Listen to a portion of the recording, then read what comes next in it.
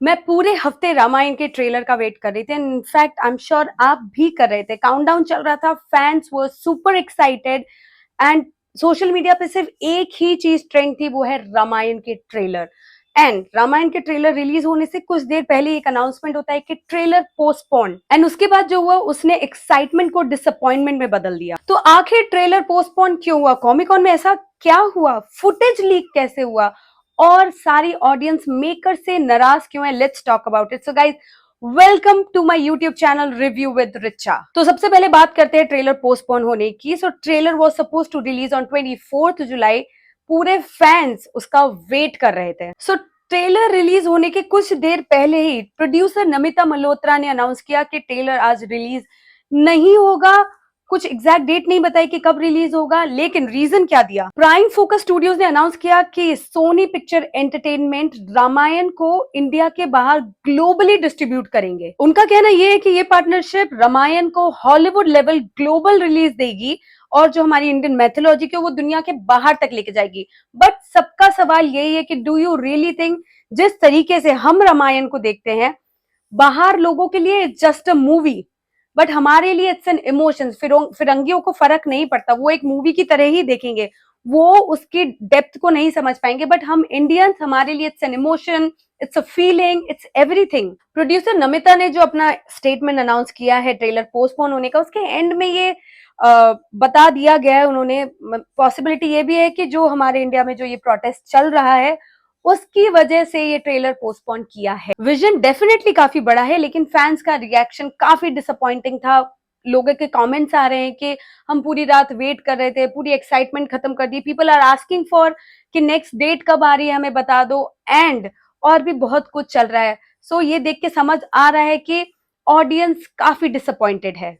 Honestly मैं ये frustration समझ सकती हूँ, क्योंकि एक हफ्ते से आप एक हाइप क्रिएट कर रहे हो, आप फैंस के अंदर एक्साइटमेंट बना रहे हो और लोग वेट कर रहे हो, और जब रिलीज होने जा रहा है ट्रेलर तो उससे कुछ देर पहले अनाउंस कर रहे हो कि ट्रेलर पोस्टपोन हो रहा है, तो ये डिसअपॉइंटमेंट होना बहुत ही नेचुरल है। बात करते हैं सैन डिएगो कॉमिकॉन की। यहाँ मेकर्स ने according to the reports 4800 attendees को रामायण की एक्सक्लूसिव फुटेज दिखाई। मतलब ट्रेलर पब्लिक को नहीं मिला, लेकिन इवेंट के अंदर लोगों ने फुटेज ऑलरेडी देख ली, और फिर एक्सपेक्टेड ही था कि उस फुटेज के क्लिप्स और विजुअल सोशल मीडिया पे लीक होने लगे।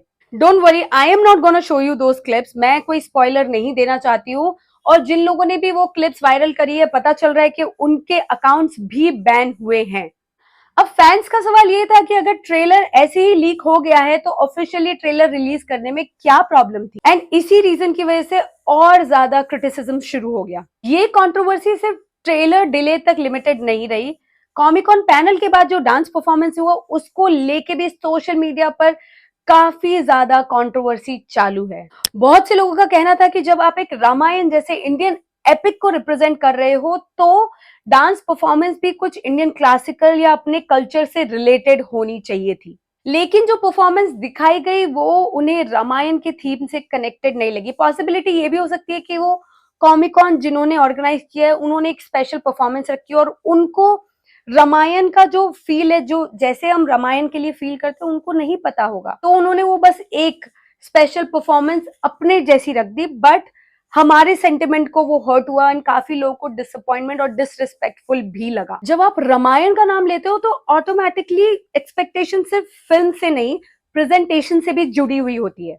अब फिल्म की बात करते हैं, जितना भी देखा स्केल काफी ज्यादा मैसिव लग रहा है। रणबीर कपूर श्री राम जी का रोल प्ले कर रहे हैं, साई पल्लवी सीता जी का, और यश रावण का रोल प्ले कर रहे हैं। Sunny Deol as Hanuman, Ravi Dubey as Lakshman, and Arun Govil ji जो रमानंद सागर जी की रामायण में श्री राम जी का रोल प्ले करते थे, वो इसमें इस बार दशरथ जी का रोल प्ले कर रहे हैं। कास्ट देखकर एक्साइटमेंट तो जेन्युइनली हाई है, और वीएफएक्स भी डीएनईजी हैंडल कर रहा है। DNEG multiple Oscar winning visual effect company है। मतलब एम्बिशन किसी भी हॉलीवुड एपिक से कम नहीं लग रहा। मुझे लगता है ग्लोबल रिलीज अनाउंस करना खुद में एक बहुत बड़ी अचीवमेंट है। सोनी पिक्चर्स जैसे स्टूडियो के साथ मिलना डेफिनेटली इंडियन सिनेमा के लिए एक बहुत ही बड़ा प्राउड मोमेंट है। लेकिन मार्केटिंग में टाइमिंग बहुत इंपॉर्टेंट होती है। अगर ट्रेलर रिलीज नहीं करना था तो पहले ही अनाउंस कर देते, या फिर एक छोटा सा टीजर रिलीज कर देते, फैंस को कंप्लीटली एम्प्टी हैंडेड छोड़ना शायद सही डिसीजन नहीं था। और कॉमिक कॉन प्रेजेंटेशन को लेकर भी अगर आप इंडियन कल्चर को वर्ल्ड स्टेज पर रिप्रेजेंट कर रहे हो तो प्रेजेंटेशन में उस कल्चर की सोल भी दिखनी चाहिए। सिर्फ विजुअल ग्रैंड होना ही इनफ नहीं है, इमोशंस एंड ऑथेंटिसिटी भी उतने ही इंपॉर्टेंट होते हैं।